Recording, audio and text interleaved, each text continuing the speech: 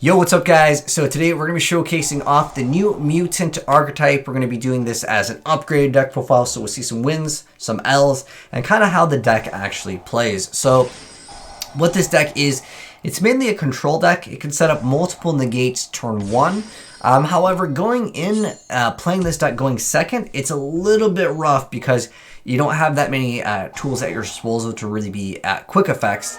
There is a card that can kind of dodge, but for the most part, what you're really looking to go ahead and do is disrupt your opponent, as they're going to be able to get out a card that has a negate, but you have to use effects to get to that card. And that can be kind of a problem if your opponent puts up too many negates. But the deck is very resilient in being able to sustain, so if you like a grind game deck, or a control deck, this is definitely your sort of deck. We're going to go ahead and showcase a few variety of duels over here. First one up over here going to be against Sky Strikers, which that deck in Burning Abyss, they always come back again and again. One thing that the deck can actually lose out to, though, is definitely boss monsters that have like well over 4,000 attack. They can technically get a little boost up over here with the Mutant Evolution Lab, because it has an ability for mutant monsters gain 100 attack for each of your banished mutant cards with different names. But realistically, getting that over like 5 or 6, it's not realistic. So legitimately, Dark Dragoon, once that card's out, if it's got 4K, it's a little bit rough for this deck. And also, again, when you're going second, not the easiest. But you're going to be seeing this first duel over here against the Sky Striker, so that card was able to go ahead and activate its effect. This one, as a quick effect, when they activate a trap card or effect, you get to banish one card from your hand or field, and then draw 2 cards. So this one's just kind of cycling through cards. And then we also have Synthesis over here. The main goal of the deck is to actually get out 1 or 2 of the fusion monsters, and then follow up with Beast and Mist, as these will actually add more negations over here. This one over here has an effect when an opponent activates a spell, card, or effect. Quick effect, you get to go and banish 1 card from your hand or field and negate it. And then you're usually going to be able to get some type of bonus from the cards later, like the fusions over here, like Synthesis. Once it goes ahead and dies, you can add 1 of your banished mutant cards back to your hand, so you kind of mitigate the like minus that you might be going for when you go for the card in the first place. But the Evolution Lab lets you go ahead and special summon 1 of your level 4 or lower that is banished, and all the small monsters pretty much go into the bigger monsters. You get to go ahead and tribute it, and then also banish a card from your hand or face up on your field to special summon another monster from your hand or deck based on the card that you banish. So if it's a monster, you get to go ahead and go for Mutant Beast. If it's Spell, you go for Mutant Mist. If it's a Trap, you go for Mutant Arsenal. So the small ones go into the big ones. Beast, like I mentioned before, negates the spells as the quick effect over there.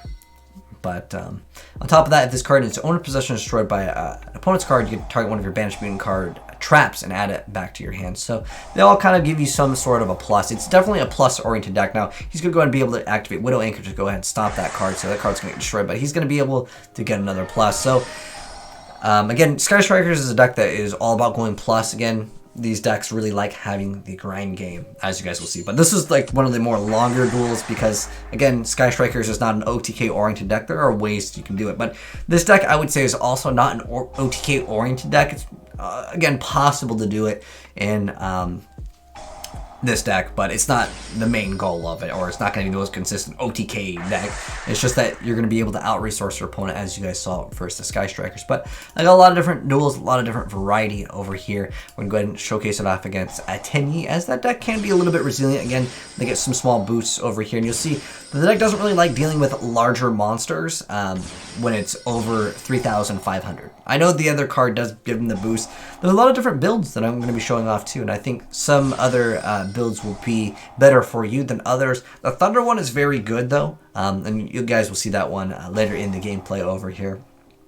But if you guys have played against them, I'm curious to know, guys, what you think of them. Do you guys think that they're a good deck? Are they bad? I think they're pretty strong. Like, if I was to consider a deck like 10 out of 10 being like super meta, I feel like right now they're a solid like 7 or 8. They're like really close. 1 or 2 cards can absolutely make the deck amazing.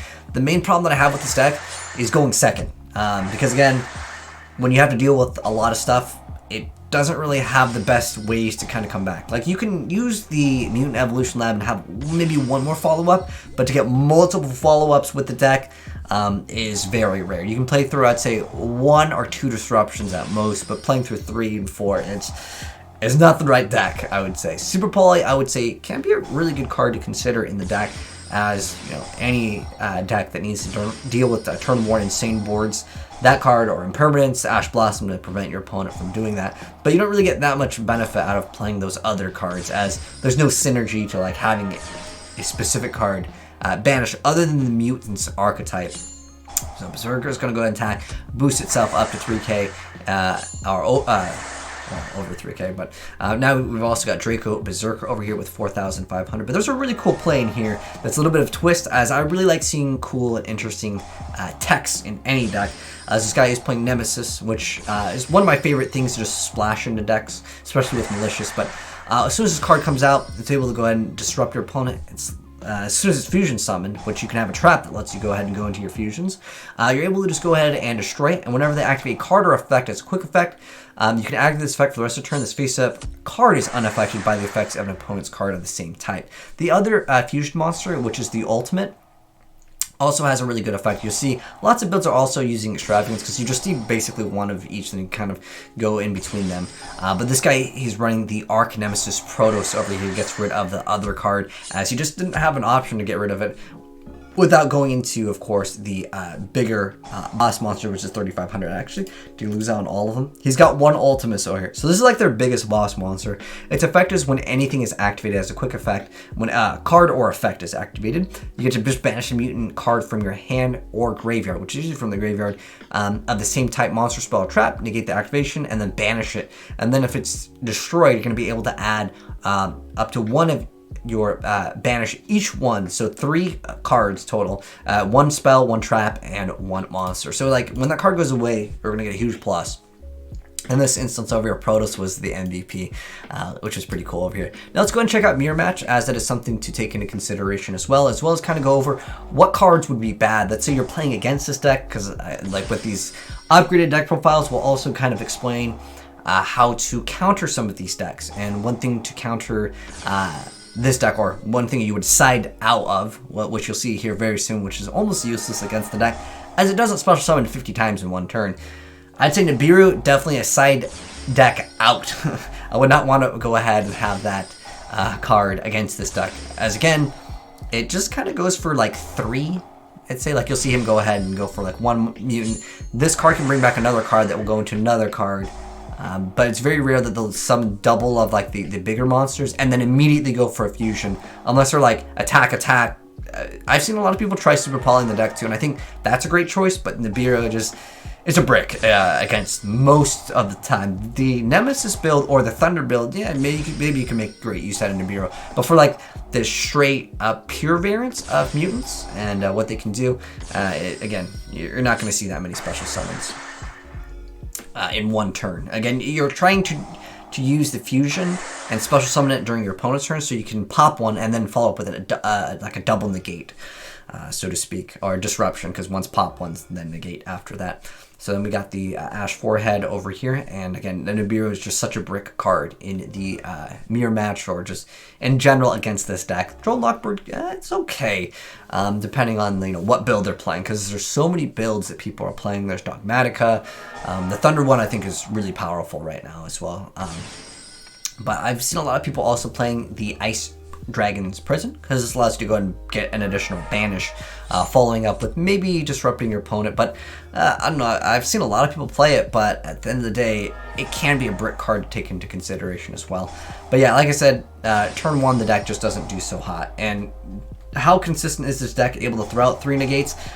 It depends on which build you're playing, but I wouldn't say it's a very consistent deck at every single time you're getting like multiple negates. Sometimes you can brick in this deck as well, because there's so many cards like the Equip card, which I see a few players play like 1 of. It's just because it's just another mutant card that you can get like free bonuses off of. But like turn 1 play of equipping this, Equip cards just aren't the most hot thing in Yu-Gi-Oh! But if it is equipped to the monster, if it battles an opponent's special summon monster, you can just banish that monster, which sounds like a really good effect. But again, turn 1, your opponent is just going to get rid of the other monster. But on top of that, you get to banish this card and send the monster card that is equipped to the graveyard, and then you can instantly go into a level 8 mutant monster with a different original attribute from your hand or deck. So it does let you go into the bigger monsters if, let's say, your play gets disrupted, like you go for the small mutants. Most of the small mutants, again, will go for the bigger mutants. You can also play E-Tele in the deck. I really feel like E-Tele with Datascapes, looking at like the future of this game, it's definitely going to be kind of nice. But you can see now the guy was just like, okay, that's too much for me, GG's. But over here, this card's got 3,600 attack. Like, you don't see the monsters get insane amounts of stat boost from this. Like, you normally think, oh, you keep on banishing. Unless you play like the Necroface, it's not going to be the most common thing over here. Anyways, moving on to more duels over here. This one, okay, so I wanted to kind of explain, if you don't open it with multiple negates, because that's sometimes not going to be an option for the deck, so he goes again and gets disrupted by the Ash Blossom. Like, this guy's just playing like just straight up Black Wings, and I was like, dude, there's no way this guy's going to win. Like, playing Black Wings in 2020, it does have some newer cards, but I was like, dude, can Black Wings actually beat it? Like, he's got the disruption, he had the follow-up with the Reborn over here, but it's going to go right into YuGiOh, which we all know is a fantastic card. He actually goes for a card I was super surprised to see in Black Wings, but it worked. So he's going to go ahead and stop that play. Emergency Teleport, again, a fantastic card because it leaves you with another follow-up play. He's going for ST46 again. The small mutants will go ahead and tribute themselves and go ahead and go into a big mutant. He's going to go ahead and go for the fusion immediately, and then go ahead and activate that effect. Go ahead and pop a back row. He's going to chain Icarus attack to pop the rest of the cards, but he's going to go ahead and activate Mutant Cry a follow-up to go ahead and make another fusion monster so his stuff is protected. So now he's got the super boss monster. Guy has literally Black Whirlwind drawing off of TG Wonder Magician, which again I was super unexpected to see. He also negates that. Guy top decks Blizzard over here. He's going to go ahead and just pass turn over there. He's waiting for this big boy plays. So he's going to go ahead and take all that damage to the face. I just thought this was a cool play. So he's going to go ahead and Black Whirlwind. He's getting the effect of Black Whirlwind. Blizzard is supposed to get another card. He gets, unfortunately, stopped up by that too. He's just got Trap Trick over here, so he's going to go ahead and set Trap Trick. It's usually used just for speed, because sometimes like you just have bad hand. Mutant Cry is just a fantastic card to go ahead and have ASAP for the deck for the most part. He's going to go ahead and make Nathung, deal some burn damage, get an additional summon. Black Whirlwind's going to activate. He actually has Orochi to actually summon, which is awesome. And then he's going to go ahead and attack for 800, and then there's 2400, and then Trishula is made, getting rid of Trap Trick, and again, like, it's just used for this, so he just doesn't have any other options for it. You can play Impermanence too to kind of stop your opponent's plays as well, which is just a fantastic card and everything, but he has the Solemn Judgment. 900, it's so close. He's like, oh, top deck the card, I'm good. Going into another boss monster, and unfortunately I got stopped, so the Blackwing player actually takes the cake over here. So, like, what the deck really needs to get going is you need to be able to establish a board and start negating, like, really fast. Otherwise, you, again, don't have too many other follow-up plays. I know the guy that had a bunch of, like, negates as well.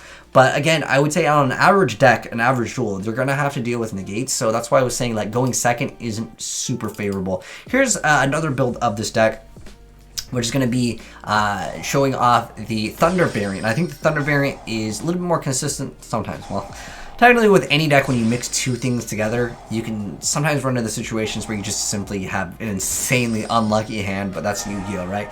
But he's going to go ahead and go for ST46, go into another of the boss monsters. So basically, your ideal is to go for Mist, Arsenal, or Beast. So, like, you want two of these. So this one over here is the effect where your opponent can't target this card with trap effects, but where is it? When your opponent activates a monster effect, the quick effect is to banish one card from your hand or field, then target one monster field and banish it. So you have the other cards to have other disruptions. Your ideal, like, play turn one is to have at least two negations and then this card. And I would say it's a little bit more consistent, more reliable to go ahead and end off with that. But again, this is where, like, you get more disruptions. So he has, like, basically two disruptions with this and the other card. But with this, that's another card. As soon as it's fusion, pop one. That quick effect, you're going to be able to go ahead and make it immune. Only this face-up card, not all mutants. But this card is a little bit weaker than the other one, although you still get that extra bonus card once it is destroyed. But he's going to go in some Noxus. None of it really matters. Like GB's like, he needed that Rescue Rabbit play to go off to really do anything. In fact, we did recently cover an Insane Gladiator Beast deck in 2020, which, like, some of you guys might laugh at this deck, and it's not the best sometimes when the wrong person was piloting it, but someone else made it, and it looked absolutely amazing. But he's going to go ahead and just be able to go ahead and attack. And with the Titan over there, I think this build is alright. Unfortunately, no Colossus, though Kappa. But anyways, now you guys have seen it, I'm going to go ahead and give you guys the different deck builds. There's several over here by Frank Books, Meteoria over here, and then one guy was named Player, and then Jinx and Dio. Shouts to all of you guys over here for building these, but let's go ahead and kick it off with, well, that was the Sky Striker one.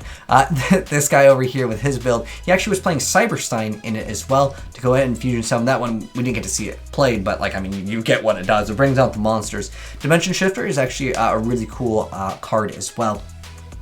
But a lot of people are trying out Necroface in the deck, Defissure and Macrocosmos, as it doesn't really hurt your deck too much. Having them in the graveyard sometimes can help, but you're going to be banishing from your hand field anyways. It's not too bad, or even graveyard. So it doesn't, again, hurt you too much. You're just going to be able to add those back. This was the build that had the Protos. I like this one a lot as, well, I really like the Nemesis just in general. They've been some of my favorite. Just excellent cards indeed. And then pretty much, I guess we can mouse over the extract, but I will also include the, I guess I'll mouse over all of these real quick, my bad, on the first deck profile over here. But I will also include the downloads. They'll be over in the Discord as well. Like I mentioned before, I think this is an excellent card, super poly for the main deck, as again, the deck would have a problem with Dragoon for sure. I mean, I have rage quits of literally summon Dragoon and they just leave the game, but like, people will just rage quit on Dragoon. I don't. It's not impossible to like beat Dragoon, but like you can obviously super poly it out. You could tribute it if you decide to run Kaijus, but I would say that's a relatively big threat with this deck for sure. But I'll just, again, mouse over most of the cards real quick. You do have access to rank 8 too, but most of the people are going to be playing Extravagance as it just helps out with the deck a little bit. But yeah, I'll just mouse over them real quick. And I mean, this guy is also playing, since he's playing Titan, he's also running these cards. I think Extravagance is probably a really good option. Unless you're playing the Thunder variant, then you need some of the other cards. But anyways, guys, hope you guys enjoyed the video. If you did, drop a like on it. And if you're new here, guys, make sure you guys subscribe with those notifications on so you don't miss out when we cover more cool Yu-Gi-Oh decks like the Mutants, as they are getting more support, and we'll see how good they are in the future. But thanks for tuning in, guys, and I'll catch you on the next video. And we out. Peace.